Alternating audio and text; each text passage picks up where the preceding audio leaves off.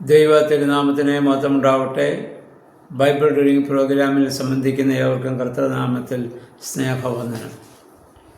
ഇന്നു മുതൽ നമ്മൾ വിശുദ്ധ ബൈബിളിൽ വായിക്കുന്ന സംഖ്യാപുസ്തകമാണ്.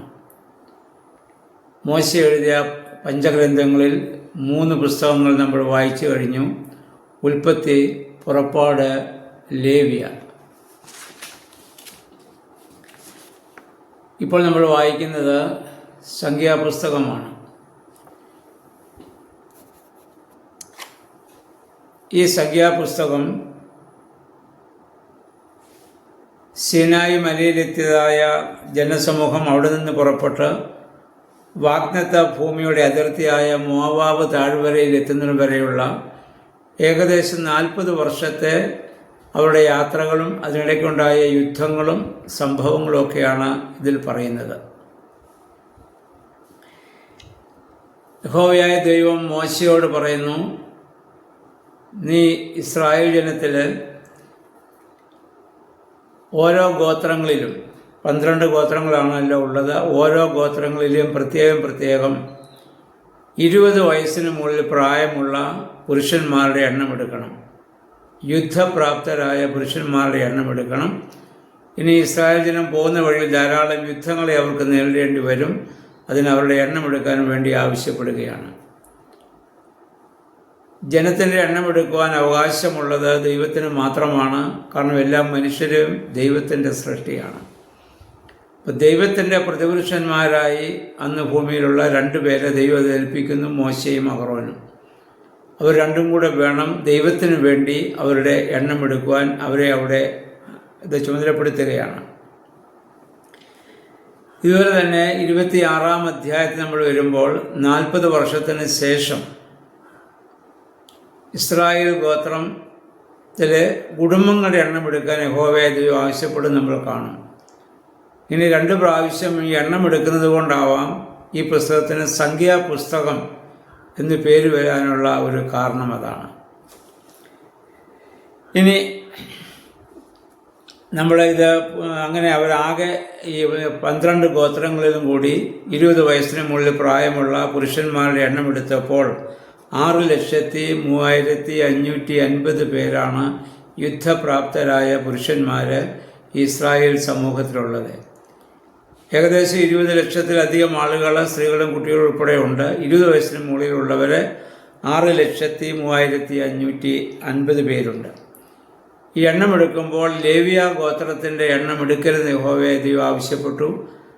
അവർ സമാഗമന കൂടാരത്തിന് ചുറ്റുമായി പാളയമടിച്ച് അവർ അവിടെ താമസിക്കണം. അവർക്കൊരു പ്രത്യേക ജോലിയുണ്ട്. അവർ യുദ്ധത്തിന് പോകുന്നവരല്ല. അവരുടെ ജോലി സമാഗമന കൂടാരം സ്ഥാപിക്കുക, അത് അവിടുന്ന് പൊളിച്ച് അടുത്ത സ്ഥലത്തേക്ക് കൊണ്ടുപോവുക. അതുമായി ബന്ധപ്പെട്ട കാര്യങ്ങളാണ് ലേവ്യ ഗോത്രത്തിലെ സ്ത്രീ പുരുഷന്മാരെല്ലാവരും കൂടെ ചേർന്ന് ചെയ്യേണ്ടത്. അതാണത്. പൗരോഹിത്യ ഗോത്രമായതുകൊണ്ട് അവരെ ഒഴികെ മറ്റ് യുദ്ധപ്രാപ്തരായ ആളുകളെ മറ്റ് ഗോത്രങ്ങളിൽ നിന്ന് യഹോവയായ ദൈവം മോശ മുഖാന്തരം ഇവിടെ തിട്ടപ്പെടുത്തുകയാണ്. പ്രിയമുള്ളവരെ, പുതിയ നിയമവുമായി നമ്മളിതിനെ ബന്ധിപ്പിച്ച് ചിന്തിക്കുമ്പോൾ നമ്മളെയും ദൈവം തിട്ടപ്പെടുത്തിയവരാണ് യുദ്ധപ്രാപ്തരായ ആളുകളായിട്ട്. സ്നാനമേറ്റ് കർത്താവിനോട് ചേരുന്ന ഓരോരുത്തരും യേശുക്രിസ്തുവിൻ്റെ പടയാളികളായിട്ട് മാറുന്നു. പരിശുദ്ധ സുറിയാനി സഭയിൽ, നമ്മുടെ സഭയിൽ ഒരു കുഞ്ഞിനെ മാമോദീസ മുക്കി മൂറോൻ അഭിഷേകം നടത്തുമ്പോഴുള്ള പ്രാർത്ഥന ഇതാണ്: കർത്താവെ, മാമോദീസയുള്ള വിശ്വാസം മൂലം നിൻ്റെ ഭടന്മാരുടെ കൂട്ടത്തിൽ എണ്ണപ്പെട്ടിരിക്കുന്ന ഈ ദാസൻ, ദാസി എന്ന് പറഞ്ഞുകൊണ്ടാണ് മൂറോൻ അഭിഷേകം നമ്മളെ നടത്തുന്നത്. നിൻ്റെ ഭടന്മാരുടെ കൂട്ടത്തിൽ എണ്ണപ്പെടുത്തി. ഇനി ഇവൻ ദുഷ്ടപ്രഭുക്കളെയോ അന്ധകാര ശക്തികളെയോ ഭയപ്പെടുവാനിടയാകാതെ നിൻ്റെ തേജസ്സിൽ കൂടി സഞ്ചരിച്ച് നിൻ്റെ തിരുസന്നിധിയിൽ എത്തിച്ചേരുമാറാകണമേ. നിൻ്റെ പരിമള വാസനകളാൽ ഇവന് നിറയുമാറാകണം. ഇനി അന്ധകാര ശക്തികളെ ഇവന് ഭയപ്പെടുവാൻ ഇടയാകരുത്. നിന്നിൽ കൂടി സഞ്ചരിച്ച് നിൻ്റെ തിരുസന്നിധിയിൽ എത്തിച്ചേരണം. അപ്പോൾ ഈ ഭൂമിയിലുള്ള ഓരോ വിശ്വാസികളായ നമ്മളും യുദ്ധഭൂമിയിലാണ്. അതായത് ജഡം, ലോകം, പിശാചിവും മൂന്നുള്ള പോരാട്ട സഭയിൽ നമ്മൾ ജീവിക്കുന്നുവെന്ന് സ്ലീഹ പറഞ്ഞതുകൊണ്ടാണ്. ഓരോ സ്ലീഹ പറഞ്ഞതുപോലെ, ഞാൻ നന്മ ചെയ്യാൻ ഇച്ഛിക്കുന്നു, പക്ഷേ ഇച്ഛിക്കാതെ അത് തിന്മ ചെയ്യേണ്ട സാഹചര്യം ഭൂമിയിലുണ്ട്. കാരണം പൈശാചിക പ്രലോഭനങ്ങളും പ്രകോപനങ്ങളും ഈ ഭൂമിയിലുണ്ട്. അപ്പോൾ ക്രിസ്തുവിൻ്റെ പടയാളികളാക്കി കർത്താവ് നമ്മെ മാറ്റിയിരിക്കുന്നു.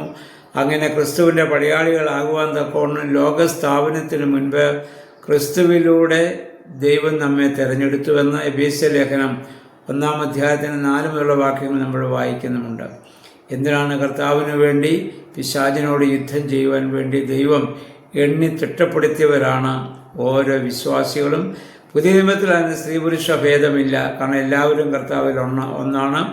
പഴയ നിയമത്തിൽ പുരുഷന്മാർക്കാണല്ലോ പ്രാധാന്യമുള്ളത് കൊണ്ടാണ് പുരുഷന്മാരെ മാത്രം എണ്ണുന്നത്, അവരാണ് യുദ്ധത്തിന് പോകുന്നത്. പിന്നെ പിശാചിനോട് യുദ്ധം ചെയ്യുന്നതിൽ നമുക്ക് സ്ത്രീകളും കുട്ടികളും പുരുഷന്മാരും എല്ലാവരും അതിൽ പുതിയ നിയമത്തിൽ നമ്മൾ ആ പടയാളികളുടെ കൂട്ടത്തിൽ എണ്ണപ്പെട്ടവരാണ്. അപ്പം നമുക്ക് പിശാചിനോട് യുദ്ധം ചെയ്യാൻ സാധിക്കണം. പൈശാചിക പ്രലോഭനങ്ങളെയും പ്രകോപനങ്ങളെയും ഒക്കെ ദൈവവചനത്തിൻ്റെ ശക്തിയാലും പ്രാർത്ഥനയുടെ ശക്തിയാലും ദൈവം നമ്മിലും നാം അവലുമായിരിക്കുന്ന അനുഭവത്തോടു കൂടി അതിനോട് യുദ്ധം ചെയ്യുവാനും ആ പൈശാചിക ശക്തികളെ അതിജീവിപ്പാനും നമുക്കിടയായിട്ട് തീരണം. അതിനാണ് നമ്മൾ പ്രാർത്ഥിക്കേണ്ടത്, അതിനാണ് നമ്മൾ വേദപുസ്തകം വായിക്കുന്നത്. ഇവിടെ കഴിയുന്നതായ ഓരോ യുദ്ധങ്ങളും കുറിച്ച് നമ്മളിനി വായിക്കുമ്പോഴും അതെല്ലാം നമുക്ക് പിശാചിനോടുള്ള യുദ്ധത്തിനുള്ള ഒരു ആഹ്വാനമായി അതിനെ കണ്ടുകൊണ്ട് നമുക്ക് ജീവിപ്പാനിടയാകണം. അതിന് ദൈവത്തിൻ്റെ വചനമാണ് നമ്മളെ ഏറ്റവും കൂടുതൽ നമ്മളെ ശക്തീകരിക്കുന്നത്. അതുകൊണ്ട് എല്ലാവരും ഈ വചനം വായിക്കുവാൻ പ്രത്യേകം ഓർമ്മപ്പെടുത്തുകയാണ്. ഇന്നലെ ഞാൻ ഓർമ്മപ്പെടുത്തിയതുപോലെ മറ്റുള്ളവരെ കൂടി ഇത് വായിക്കുവാൻ, ഇപ്പോൾ എന്നോട് സഹകരിക്കാത്ത ആളുകളോടുകൂടി നിങ്ങളിത് പറഞ്ഞ് എല്ലാവരും ഇത് വായിക്കുവാനുള്ള ഒരു ക്രമീകരണം ചെയ്യണം. അപ്പോൾ ഇന്ന് എല്ലാവരും 1-ാം അധ്യായം വായിച്ച് ധ്യാനിക്കുക. നമുക്ക് ഇതിന് ശേഷം സംഖ്യാപുസ്തകത്തിൻ്റെ മുന്നോട്ടുള്ള അധ്യായങ്ങൾ നമുക്ക് ഓരോ ദിവസമായി നമുക്ക് ചിന്തിക്കാവുന്നതാണ്. ഇതിൽ സഹകരിക്കുന്ന പങ്കെടുക്കുന്ന എല്ലാവരെയും സർവശക്തനായ ദൈവം അനുഗ്രഹിക്കട്ടെ എന്നുള്ള പ്രാർത്ഥിക്കുന്നു. ദൈവനാമം മാത്രം മഹത്വപ്പെടുവാൻ ഇടയാവട്ടെ.